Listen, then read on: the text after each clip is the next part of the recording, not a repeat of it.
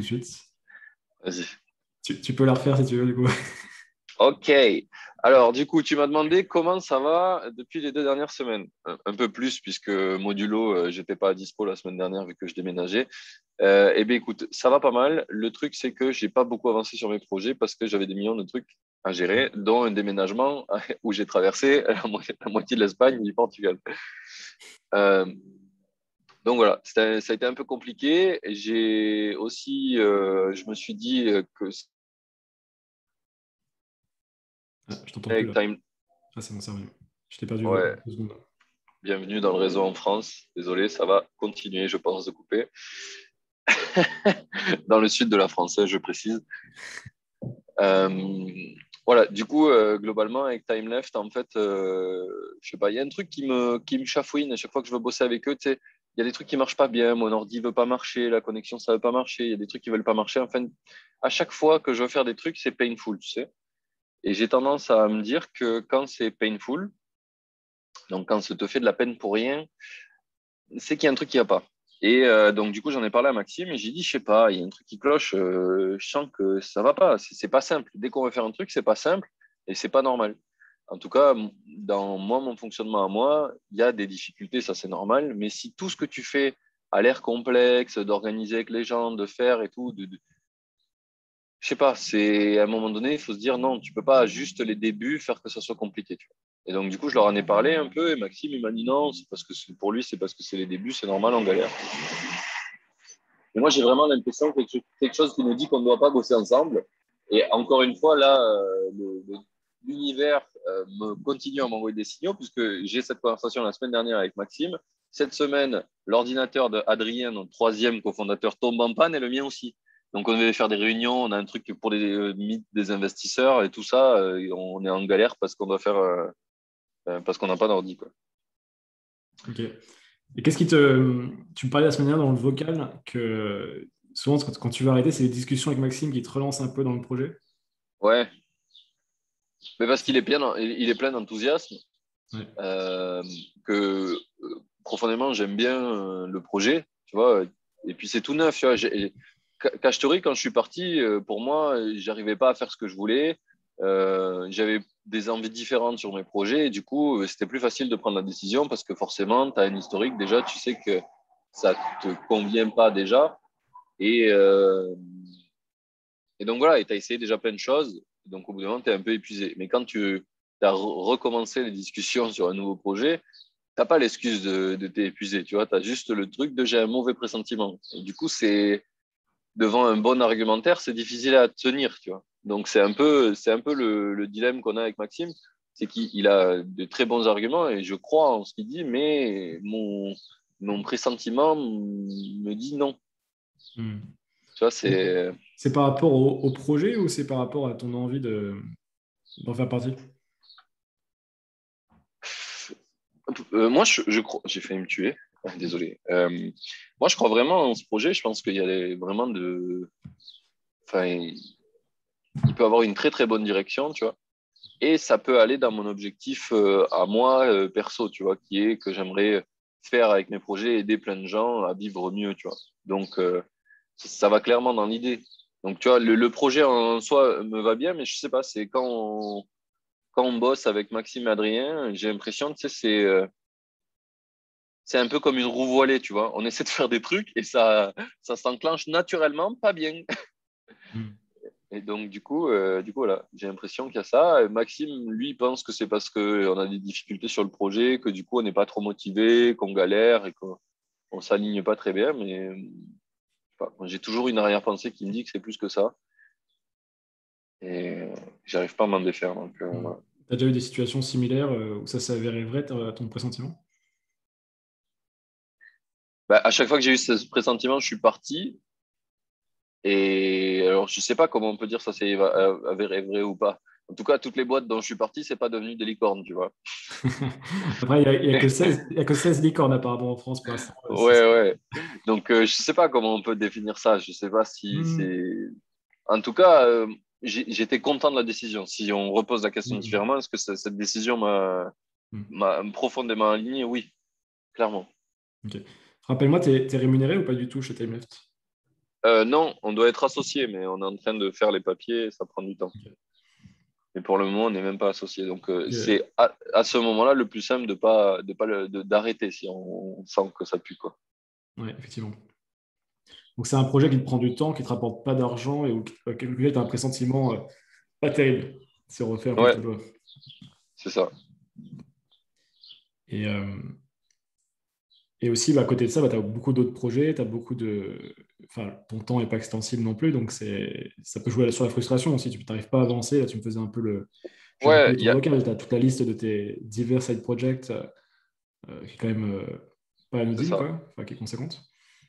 Ça. Et puis Maxime, pour le coup, enfin, il a vraiment envie que Timeless ça marche. Donc du coup, moi, quand j'ai dit je suis dispo 15 jours par semaine, au bout d'un mois, on a fait un point. Il m'a dit bah on a besoin que tu sois plus présent. J'aurais dit oui, mais je n'avais pas plus d'un jour à vous accorder pour le moment, donc je vous avais prévenu. Et du coup, ils ont dit oui, c'est vrai, mais on aimerait un peu plus quand même. Hmm. Et C'est peut-être une donc voilà. équation qui est pas solvable au final, quoi. Si toi, tu veux pas forcément à terme te mettre à temps plein sur ce genre de projet, lui, il a besoin d'un CTO de toute façon. Oui, à un moment donné, ça va arriver à temps plein. Donc on a l'échéance qui va être complet, qui va être complexe pour moi à un moment donné.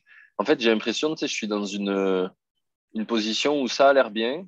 Tu sais, c'est du FOMO, quoi. J'ai pas envie de louper un truc qui a l'air trop bien et pour faire mes trucs que je suis pas sûr si ça va être bien ou pas, quoi. C'est stupide, je pense. C'est Donc, pas que c'est stupide, c'est que le projet est intéressant. Maxime, alors je le connais pas personnellement, mais ouais, c'est vrai qu'il est hyper dynamique. Ça doit être assez cool de travailler avec lui sur certains aspects. ah oui, oui, clairement. Et donc, c'est pas un problème voilà, que tu te retrouves là-dedans. C'est juste, c'est bien d'en discuter. La réflexion est légitime là. Maintenant, le truc, c'est que par rapport à ton objectif de pouvoir dégager des revenus de tes produits, de te dégager du temps sans que ça prenne non plus trop de tes journées sur le freelancing, etc. Enfin, on arrive vite au bout au bout Oui, oui, oui, que tu peux gérer, quoi, en fait, quoi. Et clairement. Et en plus, là, j'ai des bonnes opportunités qui se dessinent pour faire du freelancing, tu vois, et du coup, je me dis, putain, je pourrais faire, tu vois, je me vends en freelance à 800 euros jour, là, en ce moment, 800, 850. ouais. Et du coup, j'ai des bonnes propositions. Ce soir, j'ai un meeting là, avec quelqu'un qui me voudrait à 1 ou 2 jours par semaine. Je me dis, ça serait parfait, ça, tu vois, 1 ou 2 jours par semaine, c'est suffisant pour que je vive et je peux faire à fond mes projets le reste du temps, quoi. Mm. Et, Donc, ouais. et rien t'empêche aussi, voilà, je pense que c'est même vis-à-vis de TimeLeft, qu'est-ce que tu pourrais leur proposer, quitte à même être en pause temporairement, tu vois, pour continuer à travailler avec eux, tu vois, mais sous un format peut-être différent, parce que s'associer en tant que CTO sur un projet, c'est pas du freelancing au final, quoi. Oui, clairement pas. Clairement pas. Mais en fait, quand je me suis dit, vas-y, il faut que je me mette, on revient à l'origine, hein, quand je me suis dit, vas-y, il faut que je me mette à fond sur mes projets, j'étais, ah, ok, je veux arrêter Cash Story, et en même temps, je me retrouve que, en fait, Maxime, à ce moment-là, il propose, il cherche un CTO, et moi, je suis dans le mood, ok, je me jette dans le vide, et en fait, tu vois une opportunité à côté, tu fais, hop là, on va pas se jeter, c'est plus simple. Et du coup, je me suis détourné totalement de ce que je voulais faire. Mm. Donc, ouais, non, en fait, pour moi, je pense que la vraie solution, c'est que je fasse pas un entre-deux, quoi. Que soit je décide vraiment de dire, bah, ok, mes projets, c'est tant pis et je fais le truc de Timeless, ou alors j'arrête de faire mes projets en même temps. Mais je pense que l'entre-deux, ça peut pas fonctionner. Je suis pas magicien, j'ai pas 48 heures dans une journée. Et justement, s'il n'y a pas d'entre-deux, c'est quoi le choix? Alors, il t'en vers quel côté? J'ai l'impression que chaque jour, c'est un. On dirait que la planche est tellement sensible qu'un coup de vent et ça la fait pencher de l'autre côté, quoi. Euh, disons que là, sur TimeLeft, tu vois, on voit des opportunités intéressantes. Donc, ça pourrait vraiment faire un gros truc et c'est ça qui fait que j'ai un FOMO de dingue. Donc, du coup, je me dis, putain, ça serait con là de tomber sur des entreprises. Enfin, tu vois, Maxime, il a un gros historique. Il a des bons contacts dès qu'il pense, tu vois, chercher des fonds pour juste qu'on se paye nous. Et rien que faire ça, il a parlé à 3 fonds et les mecs sont super contents, ils le connaissent déjà, ils sont déjà au courant du projet avant qu'on en parle parce qu'il en parle sur les réseaux sociaux. Enfin, Bref, les mecs sont méga chauds naturellement. Hmm. Et, et, et du coup, ça semble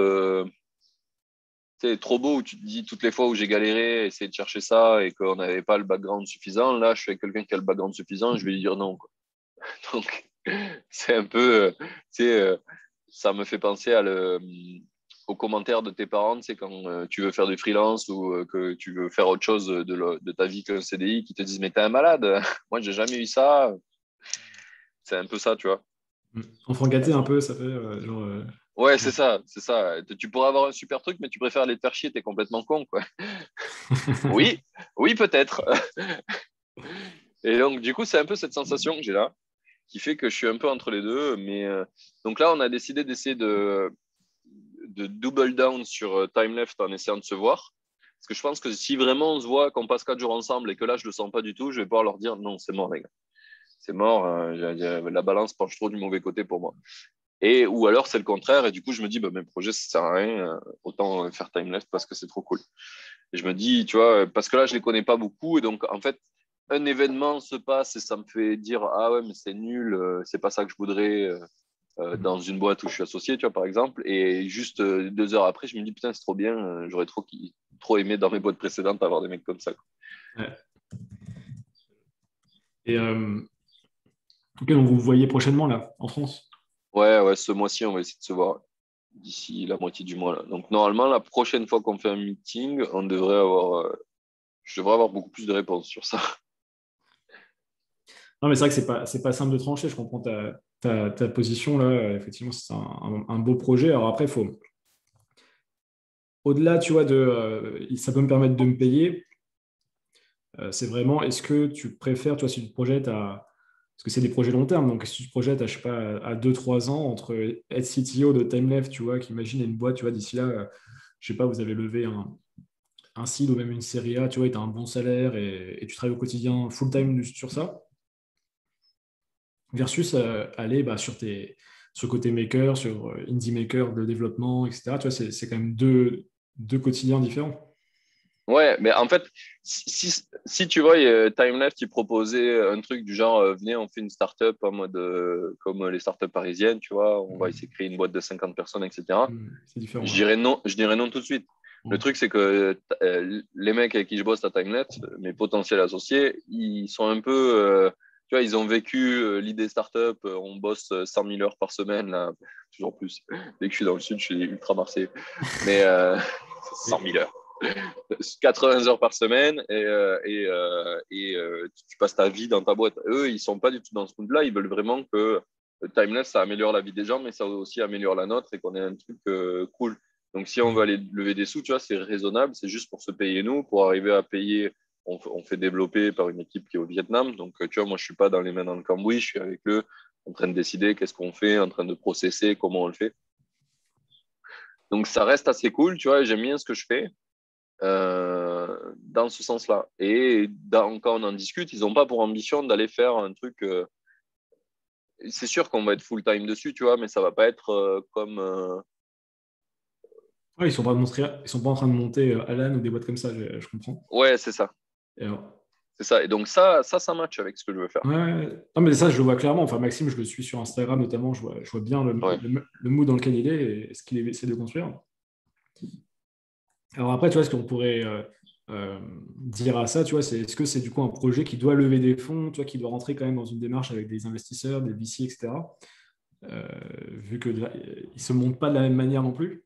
Euh, donc après, Ouais. c'est aussi le nouvel entrepreneuriat, entre guillemets. Quand on sort un peu de la phase tout est startup, on rentre dans ça commence un peu à se subdiviser un peu les formes d'entrepreneuriat. Mais du coup, le VC va évoluer aussi. Bon, après, là, on part dans un autre délire là. Je pense que Mais clairement, clairement. Mais tu sais qu'on a eu cette conversation avec Maxime. Moi, je leur ai dit, avec Indie Maker, je suis plutôt de l'école ne pas lever, tu vois. On Hmm. dit oui, c'est beau, mais le truc, c'est qu'on aimerait bien Time9 le faire avancer, être à full time dessus. Et donc, si Maxime, il fait du coaching le trois quarts de sa journée, si Adrien, il fait du freelance et moi aussi, bah, Time Left, ça avance pas très vite. Et Maxime, il est quand même dans le mood de j'ai envie que ça avance, sur Time Left. Moi, tu vois, je suis moins pressé. Maintenant, j'ai un peu l'impression que quand tu es pressé, tu fais des bêtises, tu vois, il vaut mieux prendre le temps de faire qu'un projet grandisse et de le faire d'une manière la plus logique possible et pas la course contre la montre. Ouais. Mais dans les conversations, Maxime, il a des bons points. Il dit, concrètement, si on atteint une bonne masse critique d'utilisateurs, ça peut être vraiment cool d'être à fond dessus. Tu vois, on a fait des tests sur la communauté, là. On a pris tous les gens qui avaient mis des rêves dans la communauté. Et moi, j'ai fait un petit algo qui nous a permis de savoir, de trouver les utilisateurs qui matchaient entre eux, qui avaient le plus de rêves en commun. Et du coup, on leur a envoyé un email. On a dit, voilà, tu matches avec cette personne à 80% sur tes rêves. Voilà les 10 rêves que vous avez en commun.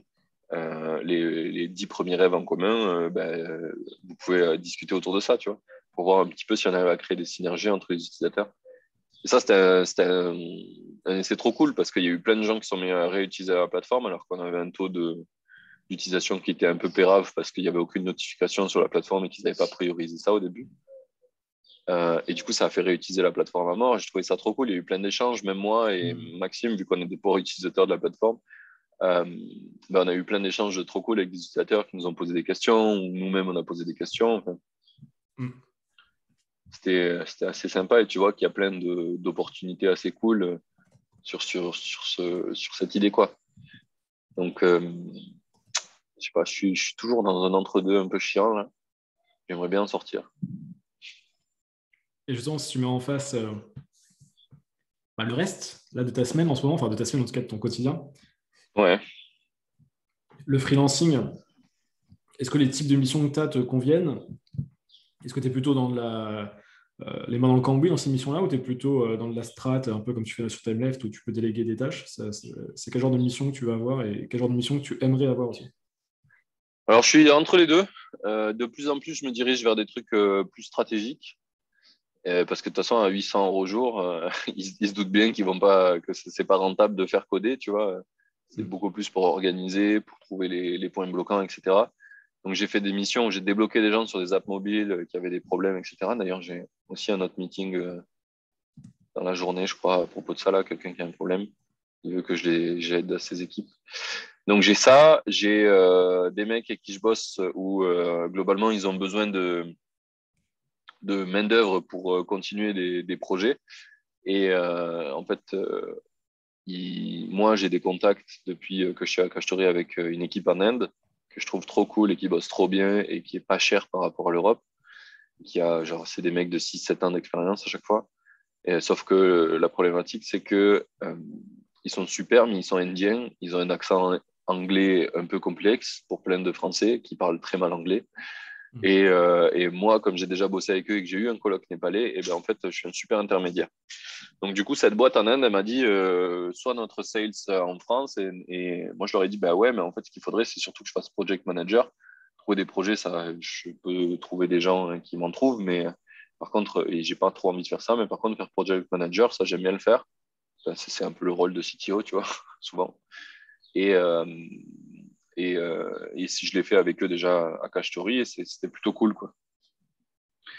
Donc, il y a ça qui se dessine potentiellement, de bosser en freelance en faisant du project management et en sous-traitant la tech à des Indiens, mais de manière officielle. Hein. Les mecs savent qu'on bosse avec des gens en Inde et tout le monde est content. Les Indiens sont bien payés, moi je suis bien payé. Le mec il paye pas trop cher et il a un bon soft. C'est plutôt cool ça. Ça, c'est une des possibilités. Donc, tu es en train de créer ta petite agence en fait, où tu sous-traites ton travail en Inde et toi tu tires les Ouais, ouais, ficelles un peu du projet. c'est un peu ça, ouais. C'est un peu ça. Ça, Et ça pourrait, alors c'est peut-être un peu tôt, mais ça pourrait se pousser en quelque chose de plus officiel hein, pour que ce soit plus identifié. Toi, tu contactes Martin qui avec une marque au-dessus, tu vois, qui s'occupe du projet. ouais, ça peut, hein, ça peut. De toute façon, Bridge, la société là avec qui je suis en contact en Inde, ils ont enfin, on est en train de signer un contrat qui dit que je suis apporteur d'affaires, tu vois. Donc, ça devrait se faire. Et ça va peut-être être le moyen le plus simple de faire rentrer du cash parce que le project management, j'arrive à bien l'automatiser. Ouais. Euh, et puis, ça fait un moment que les mecs avec qui je bosse en Inde, je bosse avec eux, donc ils commencent à bien comprendre comment je fonctionne, comment moi je les protège bien, parce que j'ai été tech et je sais qu'est-ce que tu ne veux pas qui t'arrive. Donc, du coup, moi, je mets beaucoup d'efforts pour les protéger et à éduquer les gens qui sont porteurs de projets, parce que souvent, c'est ça le problème, en fait. Tu vois, à Time Left, on bosse pareil avec des gens au Vietnam. Et en fait, le principal souci venait de la team au Vietnam qui était incapable de dire que ce qu'ils recevaient, c'était pas bon, parce que bah, du coup, t'es, comment dire, t'es la personne qui provide le service. Donc, du coup, c'est difficile de dire non, c'est pas ça qu'on attend. Tu vois, souvent, tu dis oui, oui, oui, oui, oui, oui, et après, tu te retrouves dans la merde. Et moi, je suis pas du genre à dire oui, oui. Mais là, du coup, je suis de l'autre côté. Et donc, à Time Left, je les aide à structurer le besoin. Et du coup, les mecs, tu vois, ils montent en puissance de ouf au Vietnam. Et ils sont super contents de bosser avec nous parce que, en fait, vu qu'ils étaient incapables de dire non, il nous faut des trucs plus carrés, plus clairs, il faut mieux qu'on s'organise, etc. Ils ont laissé tout venir dans tous les sens. Et à la fin, c'était un truc où ça fait 3 mois qu'ils n'ont pas facturé parce qu'ils savent pas combien de temps les devs ont passé dessus. Enfin, Ouais. et du coup, Maxime, il me dit, mais je comprends pas comment ils bossent là-bas. Et en fait, j'ai dit, bah, en fait, il y a une partie ils sont vraiment nuls sur certains sujets pour s'organiser, mais il y a une partie où, en fait, comme ils n'ont pas su nous donner leur attente sur la project management, on a envoyé des tâches dans tous les sens. Et du coup, ils se sont perdus et on les a pas aidés, quoi. Donc, il y a une grande partie qui est notre faute. Normalement, s'ils avaient eu un bon project manager chez eux, ça aurait été bon, mais ils l'avaient pas. Et, Et donc, depuis, ouais. ouais. Mais c'est un. Enfin, pour toi, j'ai l'impression, au-delà de Timeline, du coup, c'est un super. Alors, je sais pas dans quelle mesure, encore une fois, tu veux travailler autour de ça, mais cette capacité à utiliser bah, la globalisation, on va dire, globalement, hein, et d'être ce liant entre les Français ou les Européens et les pays émergents, appelons-le comme on a envie de les Ouais, appeler. vas-y. C'est quand même, et encore plus quand il y a des histoires, tu vois, c'est quand même assez marrant et en même temps pas illogique quand tu parles des histoires d'accent, quoi. Toi, ça a l'air con, tu te dis, putain, mais en fait, c'est vrai que si le français ne capte pas ce que dit l'Indien, c'est un petit avantage que tu as encore en plus sur les autres, Ouais, au-delà de tes ben, compétences tech. c'est Et ouais, clairement le truc qui s'est passé sur OPS. ouais. C'est quoi, on appelle ça le dev offshore, je crois, on appelle ça, je sais pas comment. Ouais, c'est ça. Mm. C'est ça. C'est Et toi, ça. Et le truc qui est drôle dans le dev offshore, c'est que la plupart du temps, ce qui se passe, c'est que l'Indien se sent pris pour un esclave ou n'importe quel autre pays parce que bon, en tant que Français, tu arrives et tu veux payer pas cher et tu veux que ça soit vite fait, enfin, comme on fait en France, quoi. Vite fait, mal fait pour pas cher. Et du coup, ben, le mec en face, il est là en mode, OK, en fait, tu viens juste chez moi pour réduire tes coûts et t'en as rien à foutre de ma gueule. Et donc, du coup, de l'autre côté, lui, il t'envoie du truc pourri comme toi, t'es venu avec ces intentions-là. Et du coup, ça crée des relations de merde et ça fait que tu as des gens qui disent, ouais, mais les mecs en Inde, ils produisent du code dégueulasse. En vrai, hein, c'est pas vrai. C'est pas du tout vrai. C'est juste que toi, tu arrives avec ces intentions de trucs dégueulasses, vite fait, pas cher, et du coup, bah, tu reçois ce que tu as mis comme intention, quoi. Il va pas s'amuser à faire du bon taf pour que tu lui dis de toute façon, t'es pas allé assez vite, c'est nul. Mm. Et c'est tout simple, mais une fois que tu as compris ça, en fait, ben, les mecs, c'est des super bons développeurs, hein. En Inde, il y a de très très bons développeurs. Et franchement, j'en ai bossé avec pas mal, là, une dizaine maintenant, en Inde. Et du coup, 4 ou 5 au Vietnam. Et franchement, il y a du bon niveau, hein. Il y a du très bon niveau et le prix est pas cher. Donc, On est sur quel rapport par rapport à la France? là, en Inde, chez Bridge, un développeur full-time, sans contrat fixe, nous, on le paye entre 2005 et 3000 euros par mois. Un Ok. mec qui a 7 8 ans d'expérience. Et globalement, de ce qu'on sait sur les entreprises comme ça, donc c'est des genres de SN qui fournissent tout, qui garantissent que si le mec il a un problème, il le remplace, etc. En gros, ils prennent 50% là-dessus. Donc le Ok. développeur, il gagne 1500 euros, ce qui est pour l'Inde 4 fois ou 5 fois le salaire de base, quoi. Ah ouais, donc Suivant ils y gagnent, tout le monde y gagne si c'est bien fait, quoi. Voilà, c'est ça. Ok. Alors, c'est pas. Ça a l'air moins scalable sur le papier, mais est-ce que c'est le genre de projet qui te ferait kiffer parce que tu as quand même cette double casquette qui peut te permettre de monter un beau business là, quand même avec ça, quoi. Oui, oui, c'est sûr. C'est sûr, mais Notamment avec TimeLeft, en fait, tu pourrais te positionner comme, tu vois, je sais pas, il y a peut-être un truc, peut-être même en prenant de l'équité dans les projets, j'en sais rien, tu vois, mais il y a peut-être un truc, tu vois, imaginer. Ouais, bah, finalement, je referai ce que j'ai essayé de faire avec Forger pour créer les MVP de startup. Je sais pas. En fait, j'ai peur de ça parce que je sais que au bout d'un moment, le biais qu'il y a que tu te mets à faire vite parce qu'on te demande de faire vite et qu'il y a des exigences, en fait, ça finit toujours par arriver. Donc, je sais pas, je pense que si tu te mets à faire ça à plein temps, forcément, tu perds en qualité de ce que tu produis et c'est pénalisable pour les entreprises comme pour toi, quoi. Donc, je sais pas si ça me plairait. En fait, en étant CTO, j'ai développé un max de compétences. Oui, c'est sûr. C'est, c'est, c'est, c'est, c'est assez ouf, ça, tu vois. Enfin, là, pour TimeLeft, les trucs que j'ai fait, c'était la data science. Ça, je l'ai appris à Cachetori. Avec Emric sur les projets pour le trading en crypto-monnaie, j'ai appris énormément de trucs en finance, en tech. Du coup, j'ai eu des compétences aussi en Python, j'ai fait pas mal de JavaScript, j'ai fait des apps. En vrai, c'est super dur de se positionner quand tu fais faire plein de trucs. Et, euh, et je sais pas trop, j'aime bien faire un peu tout, et je sais pas si faire qu'un seul truc, ça m'éclaterait, tu vois. Donc c'est un peu, c'est pour ça que je pense que le freelance, ça reste la meilleure option, parce que du coup, tu peux un peu sauter sur toutes les différents types de missions, quoi. Ouais. Bien que j'ai vu que sur Malte, ce qui marchait, c'était de spécialiser, hein. Si tu fais tout, tu fais rien et personne t'achète. Maintenant que j'ai mis à fond les apps mobiles, ça me contacte beaucoup plus qu'avant. Ouais. Mais tu vois, tu peux avoir si tu voudrais pousser ce genre de projet, tu peux avoir un angle qui montre une sorte de spécialisation, mais tout en prenant des projets qui sont assez divers. Tu vois, je vais te donner un exemple, peut-être que tu pourras transposer dans ton monde, entre guillemets, ton écosystème. C'est dans la blockchain, là, j'ai une personne que j'accompagne qui est spécialisée sous une forme de blockchain et qui est en train du coup de créer un studio, parce qu'en fait, ils sont positionnés comme les meilleurs pour pouvoir développer tout type de projet sous cette blockchain-là. Ah, trop cool, ouais. Donc, tu vois, c'est vraiment en mode street cred presque mondial là, sur une blockchain, ce qui fait que bah, dès qu'il y a un projet qui se monte, bah, c'est pour eux, quoi.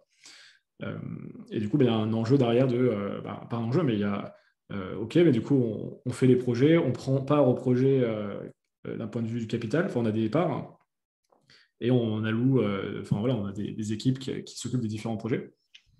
Donc un peu ce que tu voulais faire effectivement avec Forger, mais du coup avec des équipes derrière, etc. Et ce qui est intéressant dans ce modèle-là, c'est que tu as une diversité de projets, mais en même temps, tu es identifié, tu vois, genre il y a une Comme un espèce de expert, filière, ouais. ouais, tu es l'expert de quelque chose. euh, alors après, à déterminer, c'est pas simple, mais du coup, mais en même temps, ils arrivent à avoir des projets qui sont complètement différents, tu vois. Je vois, Et, ouais. et ce qui est ouf, c'est que vu que tu as l'équité, bah, tu as aussi l'upside, du coup, bah, les projets qui fonctionnent, tu as des parts dedans, quoi. Alors que quand tu es freelance, tu donnes juste ton temps. Toi, il y a vraiment ce côté, tu n'as aucun Ouais, leverage, quoi. Tu donnes juste ton temps, quoi. Et tu as du cash, quoi. c'est drôle, il faudrait que tu m'envoies son nom en off, si tu veux, parce que à Forger, c'est ce que j'essayais de faire au début. On essayait de faire un contrat où on prenait un pourcentage de cash un peu au début pour minimiser le risque. Et après, le reste, on voulait faire de l'équité. Et en fait, en France, on n'avait pas trouvé de modèle qui marche bien pour le faire proprement, quoi, les comptes. En gros, quand on avait consulté des avocats, désolé pour l'avion,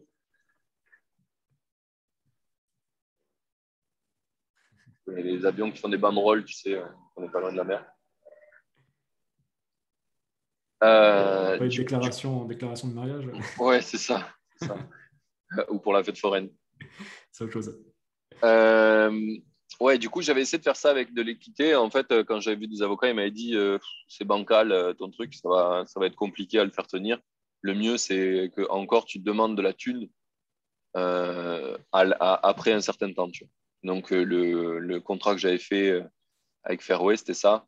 J'avais fait 16 000 euros avant et 25 000 euros après levée. Et la levée n'est toujours pas arrivée, mais Du coup, tu peux avoir 25 000 euros qui tombent. c'est ça. Je ne sais pas s'ils arriveront un jour parce que une fois que je suis parti du projet, le porteur du projet, il a arrêté de répondre à mes messages. Et la seule fois où il m'a renvoyé un message, c'est pour me dire que j'avais pas le droit de dire que j'étais investisseur de son projet sur LinkedIn et qu'il allait me foutre au tribunal si je laissais ça. Donc, j'ai l'impression qu'il n'est pas dans un mood où s'il lève de l'argent, il va me donner cet argent. Mais ouais. Je vois. Mais ok, bah, je te mettrai en relation avec lui. Ouais, cool, merci. Et, et, euh, et non, ok. Bah non, mais l'idée, c'est vraiment, en fait, comment je fais un levier avec toutes les compétences que j'ai et comment tu restes pas que dans du freelancing, euh, tout ouais, tu as vraiment des capacités d'exploiter aussi bien tes compétences à toi que ton réseau, du coup, en Inde ou au Vietnam.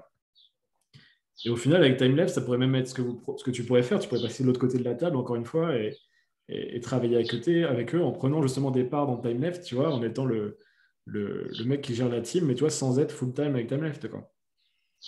Mm. Enfin, je sais pas si c'est pas les choses que je dis, ou, tu vois, mais c'est une Oui, autre manière non, de voir la chose. Ça pourrait être ton pilote un peu TimeLeft, tu vois. Ce serait ton premier client sur ce modèle-là, quoi. c'est vrai. C'est vrai, je vois ce que tu veux dire. Je vois ce que tu veux dire, mais je ne sais pas comment on pourrait le mettre en place. Alors déjà, au-delà de l'aspect un peu admin, enfin, tu vois, structuration, comment ça changerait, enfin, ça changerait quoi en fait? Est-ce que c'est possible parce qu'aujourd'hui, tu es déjà en train de travailler avec une équipe sous-traitée, enfin, Ouais. offshore, et pour autant, ils veulent quand même que tu sois plus souvent là. Donc, si demain tu leur disais, tu viens les voir, tu leur dis, bon, bah, je vous propose de renverser un peu la situation, maintenant tu parles de ce projet, tu vois, si te botte. Est-ce que ce projet-là, c'est quelque chose qui pourrait te prendre seulement un jour par semaine, par exemple? Ah ben, actuellement, le project management de TimeLeft côté tech, ça me prend, ouais, ça doit me prendre un jour à peu près. Un poil moins, un poil plus, Ok. ça dépend quand les. Parce que l'équipe de dev est quand même, j'ai dû faire pas mal d'éducation, donc au début, ça m'a pris pas mal de temps pour leur expliquer que un sprint était un sprint et qu'on ne modifiait pas le sprint en cours. Même aujourd'hui, j'ai remis une couche sur Trello. Je fais, mais qu'est-ce qu'elle fout cette tâche? Pourquoi elle est arrivée dans le sprint? On l'a mis dans le backlog et d'un coup, vous le mettez dans le sprint. C'est en fait, on a répertorié un bug. Tu vois, Maxime, il a répertorié un bug et direct, ils l'ont mis dans le sprint. J'aurais dit, mais pourquoi vous faites ça? On a fait des sprints exprès pour que les tâches rentrent dans le sprint quand on fait la sprint planning, quoi. Et bref. Mais ouais, clairement, ça, je pourrais le faire en une journée par semaine. Mais ça voudrait dire que du coup, je donne plus mon avis sur tout ce qui va être business plan, etc. Pour TimeLeft et que TimeLeft, il a comment. En fait, le truc c'est que si eux ils veulent prendre des fonds, ils veulent aller lever des fonds et s'ils n'ont pas de CTO, ça va être bizarre, non, pour eux, tu penses pas? Je pense que s'ils ont cherché un CTO, c'est parce qu'ils se sont dit qu'ils ne lèveraient pas de fonds sans. Donc, du coup, là, si le CTO c'est un prestataire, je sais pas ce que ça a donné. Oui, alors après, si la seule raison, c'est on doit avoir un CTO dans la funding team pour lever, tu vois, ça peut se faker, je ne sais pas si c'est le terme, mais ça peut. Tu es avec eux aujourd'hui, tu vois, tu peux d'une certaine manière. Ouais, Enfin, je veux dire, on n'a pas un CTO pour lever des fonds, on a un CTO parce qu'on veut avoir un CTO, tu vois. Bon, tu vois, euh, quand on commence déjà un peu à projeter, j'ai besoin de telle personne pour. Toi, c'est comme si tu faisais un mariage, toi, pour que la personne ait la nationalité, tu vois. oui, c'est un bon exemple. Ok, ouais, du coup, il y a pas d'amour dans cette histoire. Bah, ouais, du coup, il n'y a pas de relation d'associé. Si c'est juste, on a besoin de toi parce que tu coches la case dans le deck, quoi. Ouais. Donc ça, voilà, si ça a discuté entre vous, mais c'est plus, faut partir de toi. C'est quoi, quel projet tu as envie de construire? Tu vois, tout un ensemble de compétences, encore une fois, de projets que tu peux lancer et en même temps, je me répète, mais encore une fois, avoir des parts dans différents projets versus te mettre full-time sur un projet, même si aussi bien soit-il, aussi euh, Ouais. voilà, kiffant avec le potentiel qu'il peut avoir. Mais je pense que ça, tu y verras plus clair, encore une fois, après avoir discuté avec eux. Après, il y a toujours le risque, une fois que tu connais les personnes en face à face, tu vois, c'est plus dur aussi de s'en séparer, entre guillemets. Donc, Non, mais après, en fait, je suis en train de me dire que c'est vachement intéressant ton idée parce que c'est un peu ce que je fais, ce que j'ai fait avec OPS déjà, tu vois. C'est un peu ce que j'ai fait avec TimeLeft finalement déjà. Officieusement, j'ai déjà fait ça, mais eux, ils attendent plus, tu vois. Donc, en fait, peut-être que je peux juste dire, bah non, je veux juste faire ça comme ça et ce sera très bien pour vous et pour moi, quoi. ouais. Et ça peut être cool parce que du coup, ça sera plus. En fait, c'est un peu ce que j'ai dit à Maxime, c'est que j'ai dit, bah, as voulu qu'on s'associe. Et là, maintenant, tu me dis que je passe pas de temps assez avec vous, alors que je t'ai dit que pendant un mois, pour le moment, je faisais du freelance, je pouvais pas faire plus que ça. Et en fait, c'est entre ces attentes et la réalité, il y avait une différence. Et je pense que là, c'est pareil, en fait, c'est qu'ils ont certaines attentes, mais peut-être qu'ils n'ont pas, qu'on peut les changer et que du coup, ça peut être bien pour moi et pour eux. Mm. Et du coup, qu'est-ce que tu verrais, du coup, si je fais ça, tu vois, avec TimeLeft et avec OPS, je le deal comment ça? Je- Autant être CTO, je prends des parts, mais être c'est un genre de CTO externalisé. Finalement, c'est ce que j'ai rêvé de faire sur Malte. J'avais mis CTO as a service, tu Mm. vois. C'est un peu ça, mais du coup, je sais pas. Je pense qu'une bonne Faudrait- approche, c'est effectivement, des fois, le fait d'avoir une marque au-dessus, ça peut rendre plus concret que dire CTO as a service, tu vois, Ouais, comme 25 mecs doivent faire sur Malte ou ailleurs. on était deux, mais ça a pas mieux marché quand même. Je Ouais. pense que Non, les gens mais tu en as comprenaient pas. plein, tu vois, les CXO as a service, tu vois, en Ouais, termes, soit en marketing ou peu importe, ou en CFO, etc. Mais déjà, ce qui est bien, c'est que tu as les gens avec qui en discuter. Donc, effectivement, si tu pourrais dire, voilà, voici moi un petit peu où j'en suis dans ma tête et dans mes projets que j'ai envie de développer. J'ai envie de continuer à travailler avec vous parce que je kiffe l'équipe, je kiffe le projet. Enfin, tu dis ce que tu kiffes et quelles sont tes raisons. Cependant, voici aussi ce qu'il y a de l'autre côté. Et donc, j'aimerais qu'on réfléchisse à ce genre de format que j'ai envie de développer euh, en commençant par vous. Et tu construis avec eux. En fait, souvent, ton premier client ou tes premiers clients, peu importe le projet, c'est autant ton partenaire que ton client. Il t'aide aussi à construire ton oui, offre. Tu vois, comment dire, un early adopter, quand tu montes une startup, bah, moi, je le vois comme ça. C'est vraiment, c'est bien plus qu'un client, quoi. Ceux qui m'aident à comprendre ce que je fais, à itérer, et avoir et ouais, créer une relation que j'aurais pas avec mes futurs clients. Quitte ok, à, quitte à ouais. avoir, quitte à avoir un deal un peu différent de ce que tu imagines après, pas forcément dans la forme, mais dans les pourcentages que tu prends ou que sais-je, tu vois. Parce que c'est les premiers, donc ça leur fait dire, voilà, je suis prêt à faire un geste, entre guillemets, et encore, à voir. Mais, et voilà, après, là, on en parle, donc là, quand on en parle sur le coup, ça peut paraître un peu excitant et tout. Prends le temps aussi d'y réfléchir après notre session dans les prochains jours, et pèse le pour et le contre, et aussi, bah, voilà, il y a plein de directions possibles, mais c'est vrai que c'est tellement puissant, enfin, tout ce que tu as développé ces dernières années, et c'est ça que je ne le visualisais pas, ce côté aussi, cette capacité à dealer avec des gens en Inde et au Vietnam. Oui, bah, je fais tellement de trucs que c'est difficile Euh, de te donner une vision complète. Il faudrait qu'on fasse un mind map, en fait, que j'ai tout.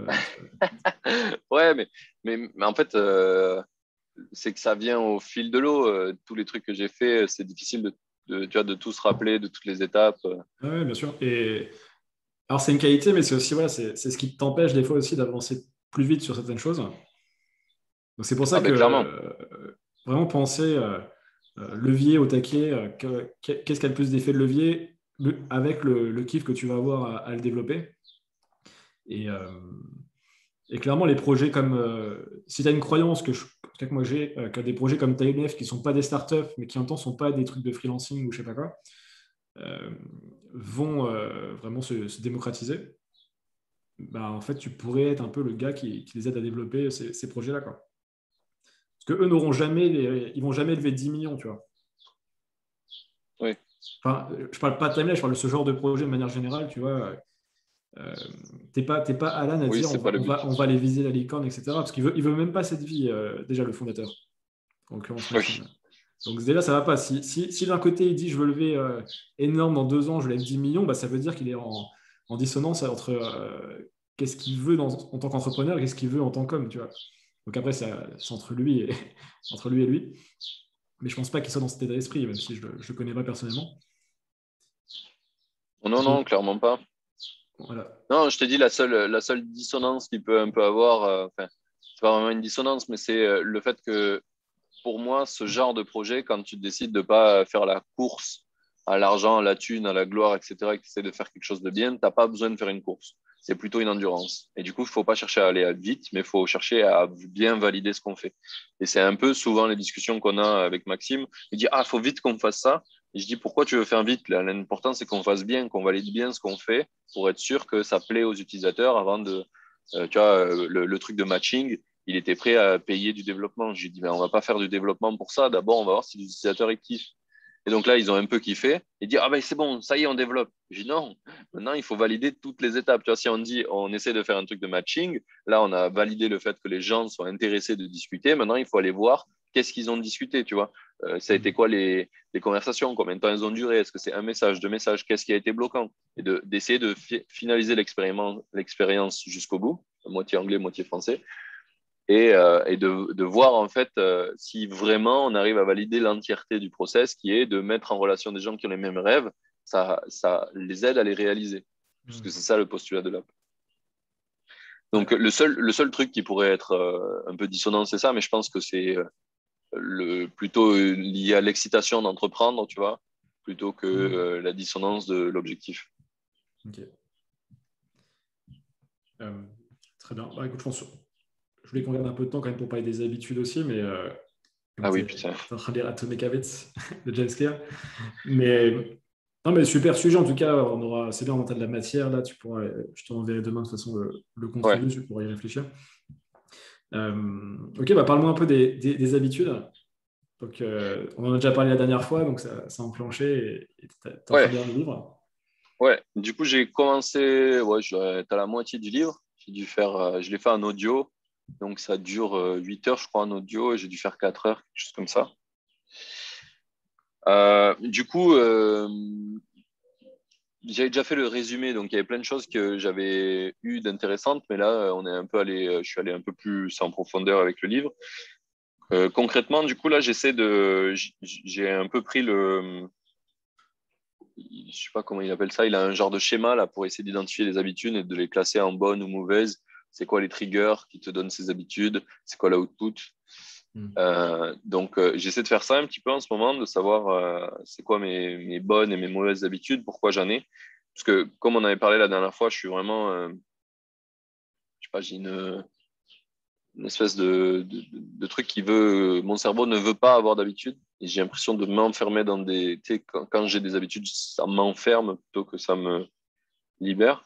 Et donc, le fait d'écouter ce livre, d'en parler avec ma meuf aussi, qui elle est la reine des habitudes, il faut que tout devienne une habitude, tu vois, genre, un exemple qui, moi, m'a fait énormément de mal, mais c'est pas elle qui fait mal, tu vois, c'est juste moi qui ai un problème avec les habitudes. C'est genre, à un moment donné, dans le camping-car, on prenait le café tous les matins, et au bout de, je sais pas, une semaine ou deux, on avait toujours la même tasse, tu sais. Donc, elle avait une d'une couleur et moi de l'autre. Et du coup, naturellement, mon cerveau, il a dit, bah, on va switcher les tasses. Et là, ma meuf, elle était là, mais pourquoi tu prends ma tasse?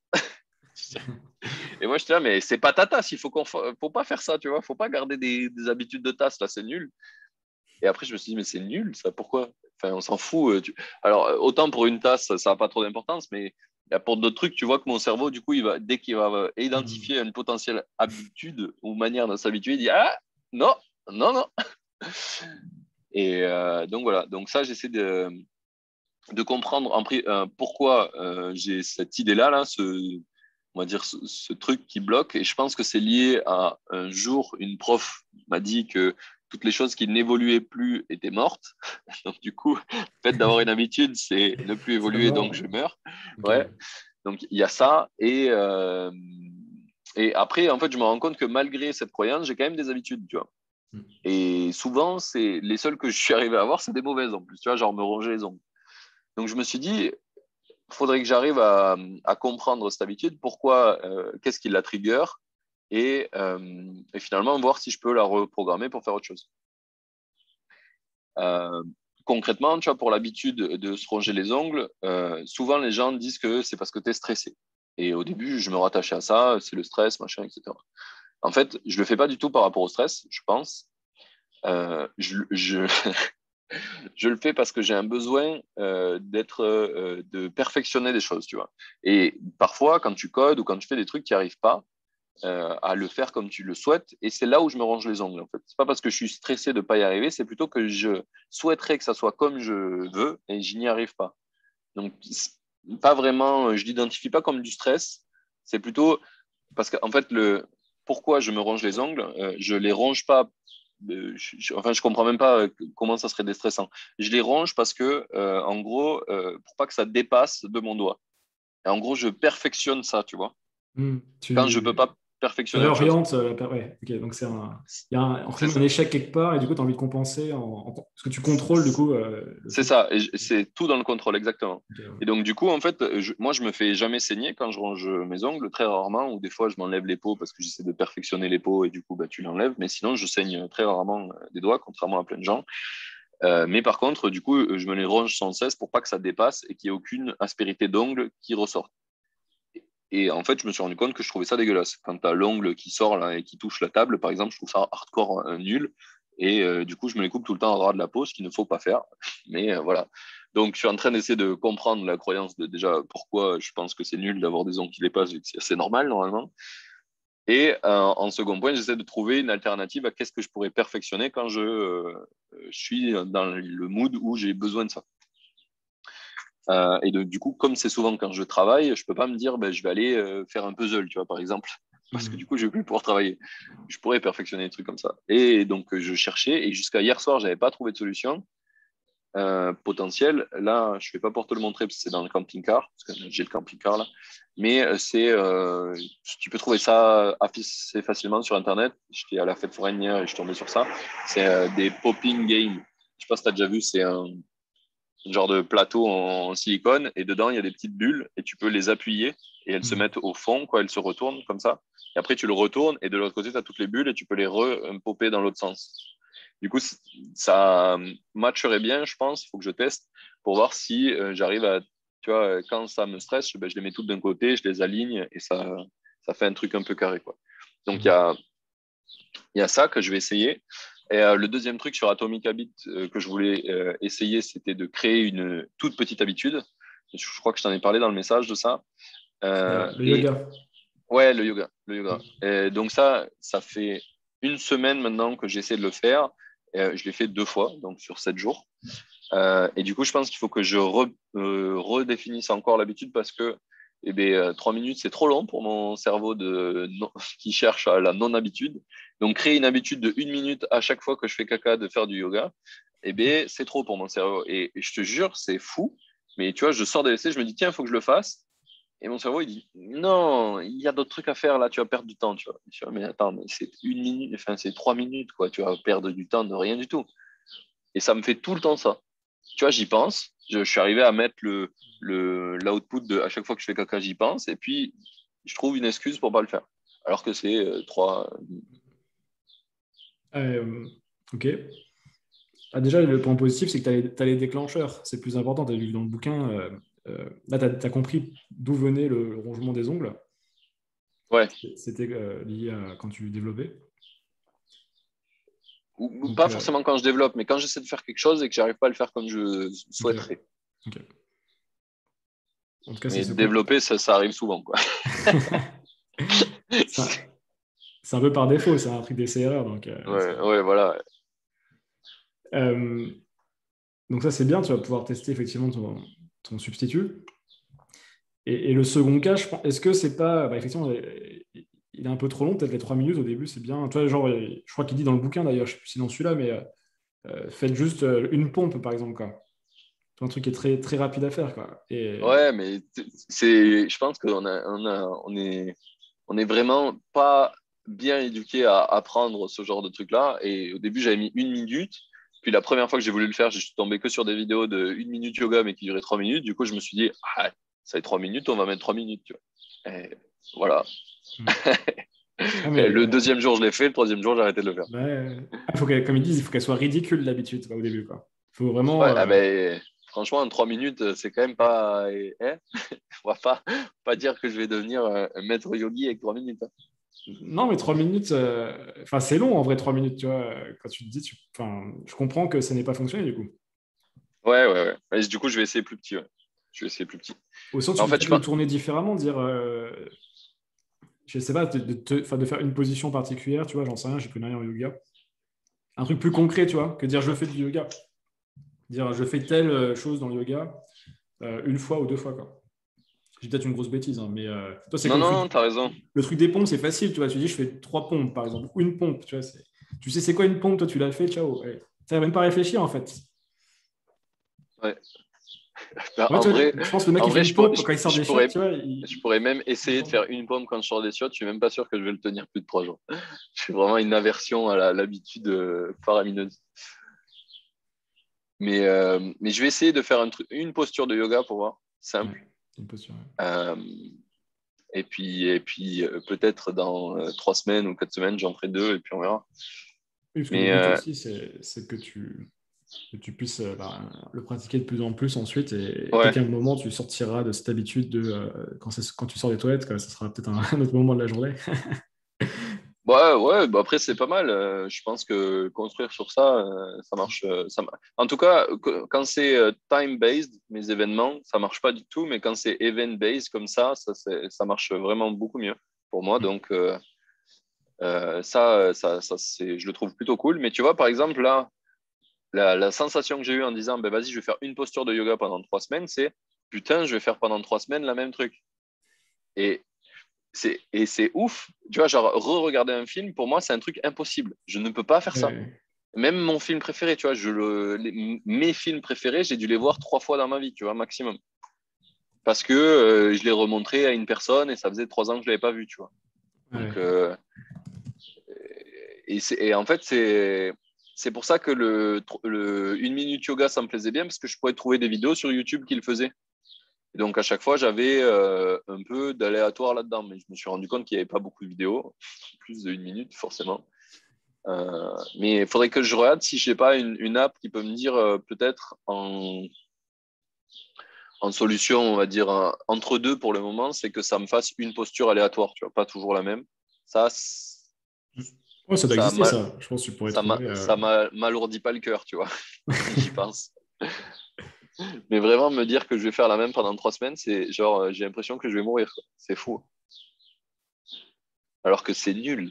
Genre, je suis assis tous les jours, je dors tous les jours, on boit tous les jours. Il y a quand même des trucs qu'on est obligé de refaire, hein, c'est normal. Mm. Est-ce que tu peux, ouais, c'est vrai que tu pourrais réfléchir, et tu vas déjà commencer à le faire, à travailler sur cette aversion à l'habitude. Mais la première manière de le faire, c'est peut-être tout simplement de l'accepter au début et puis de hacker la chose, comme tu as dit, là. De trouver déjà de faire une posture à chaque fois, tous les jours, du coup. Ça sera déjà une habitude qui sera cool à avoir, quoi. Ouais, clairement, clairement. Et puis, ça ferait que peut-être j'arrive à avoir un semblant d'objectif réalisé sur les habitudes, quoi. Ça fait quand même 9 mois que j'essaye de. À la fin de ce trimestre, ça fera 9 mois. Donc, Ouais, attends, on le commence, là, donc oui, oui, oui. ça Non, fait ça 6 fait du coup. mais t'as vu, je pars perdant déjà, putain. Non, ça sera réussi, ça. Ça Oui. va réussir. Ta posture aléatoire, tu as trouvé ton application magique, là. Ouais. Mais voilà, globalement, j'ai ça. Et le plus drôle, c'est que je parlais avec ma meuf et je dis, j'ai l'impression tu vois, ça, là, de mourir si je prends des habitudes. Et elle me dit, putain, c'est drôle, c'est ça qui me fait sentir vivante et humaine d'avoir des petites habitudes. Quand elle m'a dit ça, tu sais, ça, limite, j'avais la rage en moi d'entendre ça, tu vois. Et c'est fou Mm. de se dire à quel point j'ai une aversion à l'habitude, quoi. Je sais pas pourquoi j'ai ça, faudrait que je Ouais, creuse. non. Et après, tu pourrais essayer de, si c'est pas déjà fait, de comprendre pourquoi elle se sent vivante quand elle a des habitudes et qu'est-ce qui a déclenché le fait qu'elle ait besoin d'habitudes aussi pour se sentir bien. Ah, c'est smart, ça. Parce que du coup, elle doit avoir des. On peut faire une hypothèse, hein, c'est peut-être parce qu'il y avait un cadre il y avait peut-être peu de cadres dans sa jeunesse où elle a vécu, j'en sais pas, tu vois. Et elle avait pas, elle avait l'impression de peur de contrôle peut-être, et là, du coup, elle retrouve du contrôle en ayant des habitudes qui donnent un socle à ses journées, quoi. Oui, oui, je Moi, je pense dis, que clairement, pour elle, c'est la notion de contrôle qui rentre en compte, puisque tout ce qu'elle peut pas contrôler, ça la met dans un état vraiment euh, pas agréable pour elle. Par exemple, faire quelque chose de nouveau, c'est vachement painful pour elle, alors que moi, c'est YOLO, j'y vais, pas de problème. Plus Mhm. c'est quelque chose que j'ai jamais fait, plus je m'amuse. Et d'où on revient à le fait que j'ai développé énormément de compétences diverses. Et en même temps, tu peux en faire une habitude aussi, de te dire tous les jours, par exemple, je fais quelque chose de nouveau, tu vois, enfin, tu vois, tu pourrais. Mais tu sais, c'est ce que j'ai dit souvent aux gens qui me disent, oui, mais t'as pas d'habitude. Je dis, si, c'est de toujours faire différemment. Ça, Genre, c'est... un des trucs, un super exemple, tu vois, quand avec Jordan, on était à Toucan qu'on allait bosser tous les deux. On partait du 18e pour aller dans le 8e à Paris. Et tous les jours, lui, il prenait la même route. Et moi, tous les jours, j'ai essayé pratiquement un chemin différent pour y aller, tu vois. Et souvent, j'arrivais en retard parce que forcément, tu prends des trucs aléatoires et du coup, ben, ça ne marche pas. C'est pas fiable. Mais je kiffais faire ça plutôt que de prendre toujours le même. Ou alors après, je me suis mis à prendre le même chemin, mais en me mettant des défis, tu vois. Et donc, je me suis retrouvé à faire du 18e Paris au 8e Paris. Je suis arrivé à le faire sans les mains en vélo. Très dangereux, très stupide, mais voilà, je me suis mis des défis comme ça. Euh, je sais pas, tu vois, c'est vraiment une nécessité pour moi. Et du coup, ça me fait peur parce que c'est un super moteur pour apprendre, tu vois. Et du coup, de me dire, ah ben, je vais apprendre à avoir des habitudes, ça me fait penser que je vais plus avoir cette capacité à autant apprendre, tu vois. Mm. Je pense Je pense qu'il y a ça qu'il aussi ouais. qui rentre en Il y jeu. a une manière de voir les habitudes aussi comme quelque chose qui n'est pas que routinier. Tu vois, les habitudes, c'est aussi euh, tu vois, avoir l'habitude d'apprendre des choses, tu vois, c'est une forme d'habitude, tu vois, se dire régulièrement, voire tous les jours, j'ai du temps pour. Moi, par exemple, moi j'ai la lecture, tu vois, donc c'est une Ouais. habitude, c'est je lis tous les jours, mais je lis jamais la même chose, tu vois. Donc, j'ai pas l'impression d'être dans quelque chose de routinier, du coup. Toi, ça peut être sur, quand tu, je sais pas, quand tu es sur YouTube, enfin, peu importe. Donc, tu peux te créer des habitudes qui génèrent quand même une forme d'apprentissage continu. Ouais. Je suis en train de me dire qu'il faut que je me fasse tu sais, genre une app avec une roulette d'habitude. Et comme ça, ah, ça là aujourd'hui. Parce qu'en fait, ce qui est trop dur, si tu veux diversifier, c'est effectivement, il faut quelque chose qui systemise un peu ça, enfin, parce que sinon, tu, Ouais, et c'est tu réfléchis trop le, après, tu la fais pas du coup. voilà, et c'est le problème. Et en fait, ce qui est contre-productif avec ma façon de faire, c'est que euh, ben, si tu peux pas avoir une habitude qui est basée sur une heure de la journée, et c'est sur des événements, et les événements, c'est plutôt aléatoire, donc en fait, du coup, tes habitudes, tu les crées de manière aléatoire, donc tu crées pas d'habitude. Donc, tu perds tout l'intérêt de la récurrence de l'habitude qui fait que ça améliore ta capacité à le faire, et que tu Hmm. t'améliores de ouf. Donc, c'est un peu genre schizophrénique. Ouais. Ouais, c'est pour ça de s'accrocher, enfin, d'avoir sur les. Enfin, tu as dit le format du coup lié aux événements, il est intéressant aussi. C'est des événements que tu fais tous les jours, comme manger, pour aller aux toilettes, tout ça, quoi. Boire de l'eau. Ouais. Mais du Donc, coup, tu vois, par exemple, un des trucs que j'ai pas su résoudre, c'est ben, du coup, moi, j'ai mis donc après faire caca à faire du yoga. Et en fait, je me suis rendu compte que je fais aussi caca au restaurant des fois, tu vois. Et du coup, je fais quoi? Je sors du WC, je fais du yoga devant tout le resto. Donc, je me retrouve, même ça, tu vois, je l'ai pas un horaire fixe vraiment. Je l'ai à peu près dans l'après-midi, mais ça dépend. Et du coup, je me suis retrouvé au resto, je me suis dit, ah, ben en vrai, là, si je veux le faire, c'est un peu space. ah, après, voilà, il faut prendre en compte le contexte, mais quand t'es chez, tu rajoutes la variable chez toi, en environnement tranquille, tu vois, et voilà. Ouais, mais en fait, je pense que le time-based, c'est le mieux. Sauf que en fait, toute ma vie tend à ne pas organiser des trucs sur des événements liés au temps. Donc, apprendre des habitudes liées au temps, enfin, ça va pas dans le bon sens. Lié à des événements, en fait, c'est cool pour moi, sauf que du coup, les événements, ils arrivent pas toujours au même endroit et du coup, il y a des endroits où tu ne peux pas le faire, donc tu casses ton habitude. J'ai pas encore trouvé de solution miracle, quoi. C'est pour construire une habitude sainement et de manière vraiment régulière, quoi. Bah, tu pourrais lister justement les choses qui reviennent régulièrement quand même, les événements, peut-être au moins une fois par jour, hein. Et tu rajoutes juste la variable être chez toi, quoi. Ouais, Enfin, je veux dire, tu vois, si tu avais celui qui fait une pompe à chaque fois qu'il boit un verre d'eau, tu vois, bah, il boit suffisamment une gorgée d'eau ou un verre d'eau tous les jours pour faire un certain nombre de pompes dans la journée, quoi. Et par contre, quand je il est vois. dans un resto, il se dit pas, je vais faire une pompe en plein milieu des gens, quoi. Il pourrait, mais voilà, quoi. C'est pas grave. Ouais, je En fait, trouve... y a pas, faut pas être dans l'obsession de à chaque fois qu'il y a le trigger, je dois faire la chose. Parce que du coup, si tu rajoutes une deuxième variable, en fait, tu as plus de problème, quoi. Oui, Oui, oui. Oui, ça me fait penser un peu à. Parce que sinon, tu vas dire que tu as perdu. Si tu le fais pas au resto, tu as l'impression que tu as perdu ta série ou je sais pas, tu vois. Ah, mais c'est exactement ça. Moi, mon cerveau, il dit, ah, bah, tu l'as loupé une fois, bah, ça sert à rien de continuer. Ouais. Alors que pas du tout. Pas du tout. Il y a énormément de valeur dans le faire de manière régulière. Et même si tu le fais de manière un peu aléatoirement régulièrement, ça marche. C'est moins, ça a moins de valeur, mais il faut. Je Mm. pense que c'est 80-20, quoi. Si tu arrives à le faire 80% du temps, c'est déjà top. Mm. Ouais. Et je Ah, pensais à, comment il s'appelle? Le VC de Niel. tout à Euh, fait. Jean Laroche-Brochard. ouais, c'est ça. Il parle à un moment dans une conf Mm. qui a Il permis de fait- faire le livre organisé comme une machine pour vivre comme un humain. Dans la conf, il parle du fait que il a un prof de sport, il l'a booké 3 fois par semaine.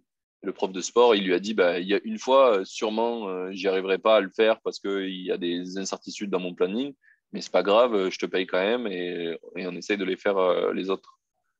Et ça, je trouve ça bien, tu vois, et ça m'avait vachement inspiré quand il a parlé de ça parce que c'est plutôt comme ça que j'aurais tendance à fonctionner, mais j'ai l'impression d'avoir un trop haut taux d'incertitude pour le moment dans mon planning tout le temps pour arriver à construire suffisamment des habitudes sainement. Tu vois, là, je suis plutôt sur du 20% bien et 80% mal que l'inverse.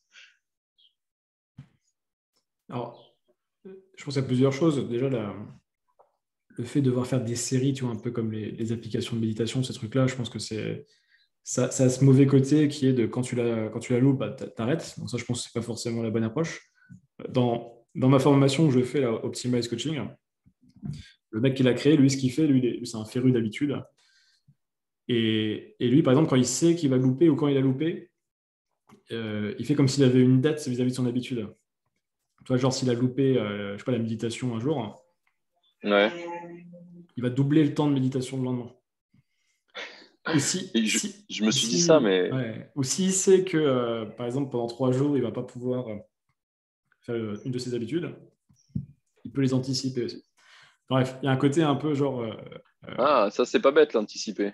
ça rentre, ça sort, tu vois. Enfin, je sais que voilà, demain, je vais pas pouvoir, donc aujourd'hui, j'en fais deux. C'est dans le dernier objectif trimestriel que je m'étais mis avec Shannon, j'avais mis 45 minutes de yoga par semaine. Tu vois. En mode, comme ça, si au début, donc on a fait du yoga, on a fait une session plus longue que d'habitude, ça a fait 45 minutes, et je dis, ah, c'est bon, j'ai fait le truc de la semaine. Et ma meuf, elle m'avait dit, bah non, t'avais dit, tu ferais 3 fois 15 minutes. Je dis, non, dans l'objectif, j'ai mis 45 minutes en total, donc j'ai fait comme je veux. Et ça, pour moi, c'était un peu mieux, effectivement, parce que si l'objectif, il est trop fixe, ça me dérange un peu et ça m'empêche de le faire bien, je trouve. Enfin, je m'empêche de le faire bien moi-même.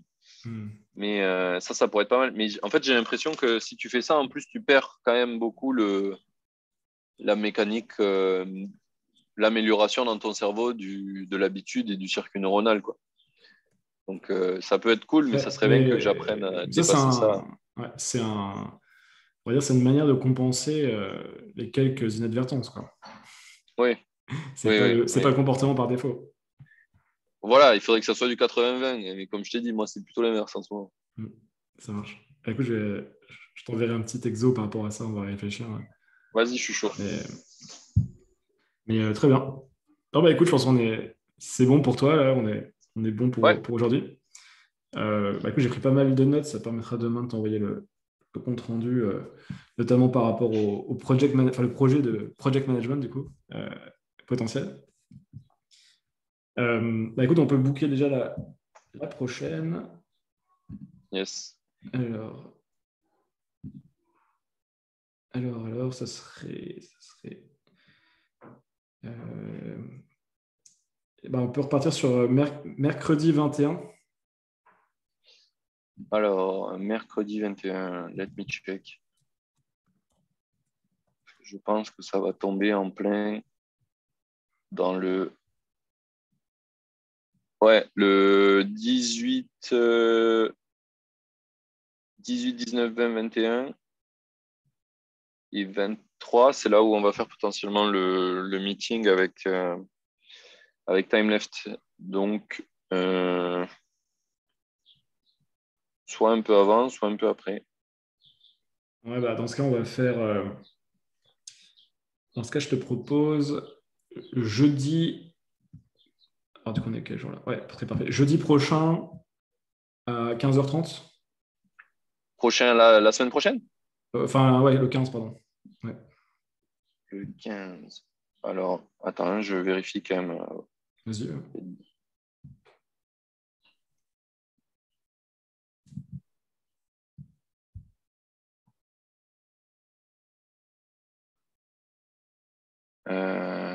Du coup, pour les dates, quoi?